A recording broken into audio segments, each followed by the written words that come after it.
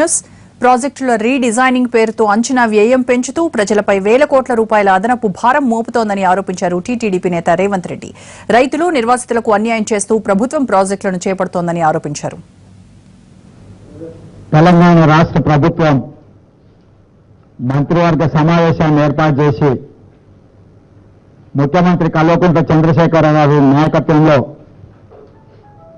సాగునీటి ప్రాజెక్టులకు సంబంధించి అంచనాల పెంపు అనే అత్యంత కీలకమైన నిర్ణయం తీసుకున్నారు.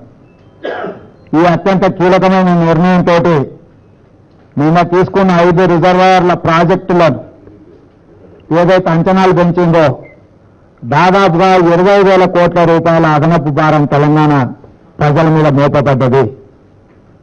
ఈనాడు తెలంగాణ రాష్ట్ర ప్రభుత్వం, ప్రధానంగా ఈ రాష్ట్ర ముఖ్యమంత్రి గారు విడతల వారీగా ప్రాజెక్టుల రీడిజైనింగ్ పేరు మీద అంచనాలను పెంచుతూ కొత్త టెండర్లను పిలిచి కమిషన్లను పొందే అనే ఒక మార్గాన్ని ఎంచుకొని ఈనాడు ముఖ్యమంత్రి గారు ఈ రకమైన ప్రయత్నాలు చేస్తున్నారు.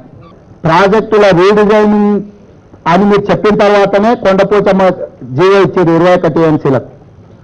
21 టీఎంసీలను పూర్తి చేయడానికి 5,400 ఎకరాల భూసేకరణ కూడా మొత్తం ప్రణాళికలు సిద్ధమైన భూసేకరణ కూడా మొదలైంది. మీ రీడిజైనింగ్లు ఇచ్చిన జీవోని మీరు ఎందుకు ఉపసంహరించుకున్నారు? 21 టీఎంసీ నుంచి 7 టీఎంసీలకు మీరు తగ్గించారు కదా. 7 టీఎంసీలకు తగ్గించడం వల్ల 5,400 ఎకరాల భూసేకరణ నుంచి 4,800 ఎకరాలకు మాత్రమే భూసేకరణ తగ్గింది. కేవలం 14 టీఎంసీల నీళ్లు నింపడానికి 600 ఎకరాల అదనపు